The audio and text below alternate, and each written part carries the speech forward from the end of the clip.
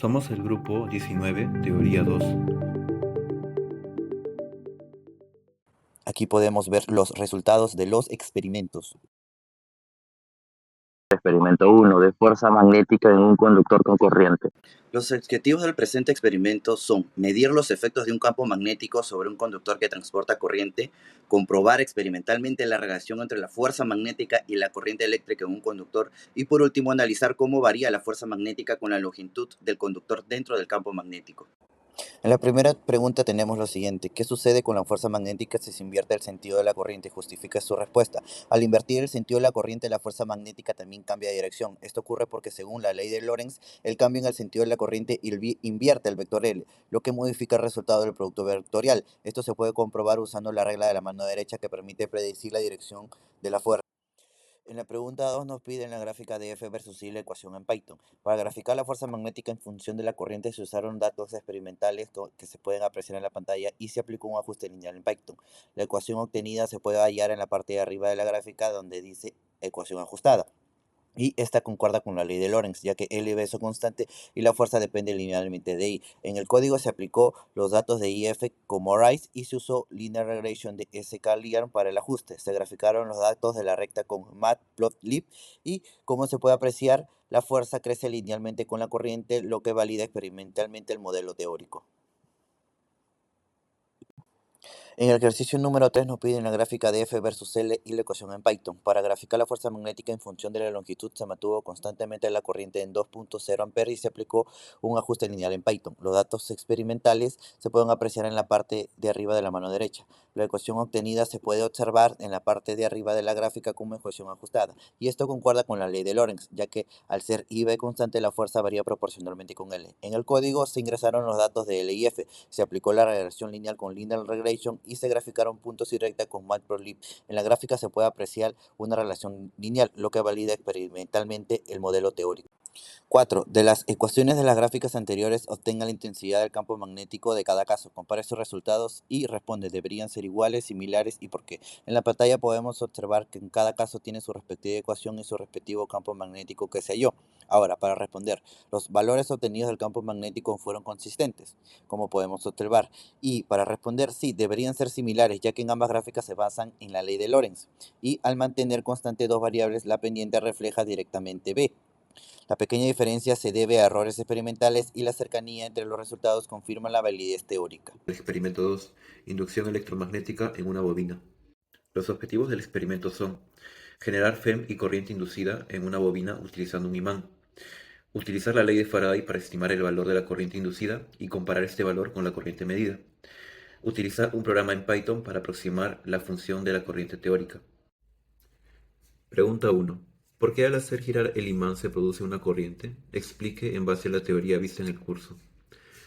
Teniendo un campo magnético constante y sabiendo que el flujo magnético es igual al campo magnético por el área, por el coseno del ángulo que forman estos dos vectores, al hacer girar el imán, este ángulo está variando constantemente, lo que causa una variación también en el flujo magnético.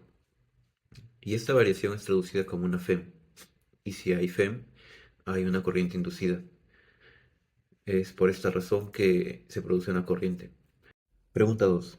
¿Cómo influye la velocidad de giro del imán en la forma de la señal de la corriente medida? La velocidad de giro del imán es la variación del ángulo en el tiempo, ángulo del que comentamos en la pregunta anterior, por lo que está directamente relacionado con la velocidad angular, y por teoría se sabe que la velocidad angular es igual a 2pi por la frecuencia. Por lo tanto, podemos decir que a mayor velocidad de giro del imán, la señal de la corriente medida presentará una mayor frecuencia y a menor velocidad de giro del imán, la señal de la corriente medida presentará una menor frecuencia.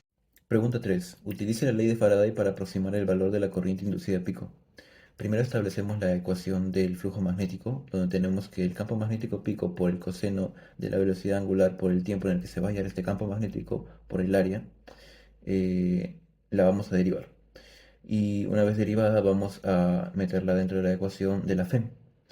Esta sería la FEM pico.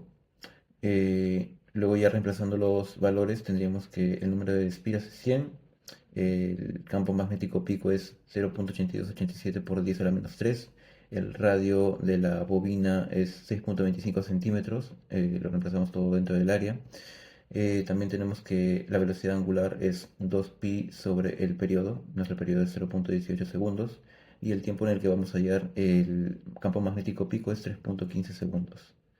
Obtenemos un resultado de 0.03336 voltios. Reemplazando esta FEM en la ley de Ohm y utilizando una resistencia que hemos hallado en el laboratorio de 8.99 ohmios, tenemos una corriente pico de 3.771 miliamperios, lo cual se asemeja mucho a el valor experimental de la corriente pico, que fue de 3.948 miliamperios. Pregunta 4. Utilice la ley de Faraday para hallar la función de la corriente I de t. En este caso lo hicimos en Python, usamos las librerías NumPy, Pandas, Matplotlib y SciPy. Introducimos primero los parámetros que hallamos en el laboratorio, cargamos los datos que los adquirimos de Lawyer Pro. Después separamos estos datos en variables de tiempo, de campo magnético y corriente.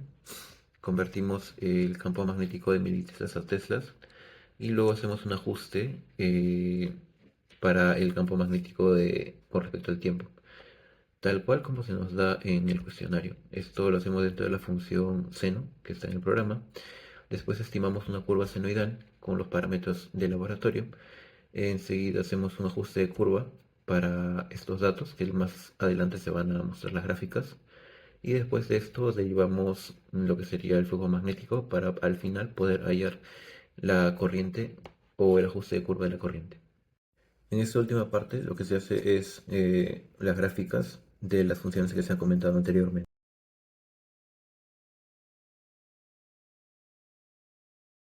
Acá podemos observar cómo la gráfica tanto ajustada como experimental de campo magnético coinciden casi perfectamente. Y este es el gráfico que compara la corriente medida versus la corriente ajustada.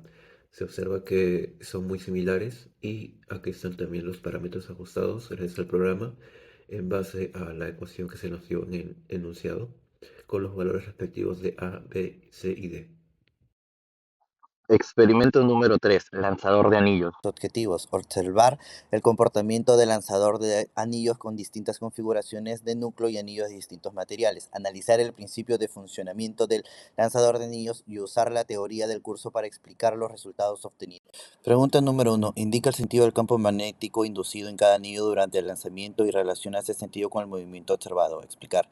Un campo magnético del anillo completo apunta hacia abajo en sentido opuesto al campo generado por la bobina, ley de Lenz. Esta oposición genera una fuerza de repulsión hacia arriba, lo que provoca que el anillo sea lanzado, y se cumple la ley de Faraday y Lenz, y se observa claramente el efecto de la inducción electromagnética. Posteriormente, el anillo aluminio partido no se genera corriente inducida, ya que el anillo está abierto y no puede cerrarse el circuito, y como no hay campo inducido, no hay forma de que éste salga repelido. Esto confirma que la ley de Faraday se cumple cuando existe un camino cerrado para la corriente. En el anillo de cobre, el campo inducido también apunta hacia abajo, poniéndose al campo de la bobina. Se genera una fuerza de repulsión hacia arriba, como el anillo de aluminio, pero el movimiento es menor debido a mayor a la masa del cobre. Se cumple la ley de Lenz y el efecto sigue siendo visible, aunque de forma muy leve.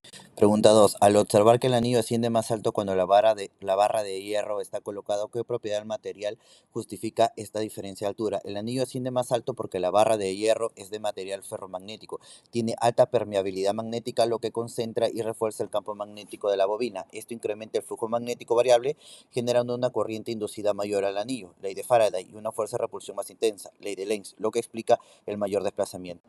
Pregunta número 3. ¿Cómo afecta la conductividad de los materiales de los anillos al experimento?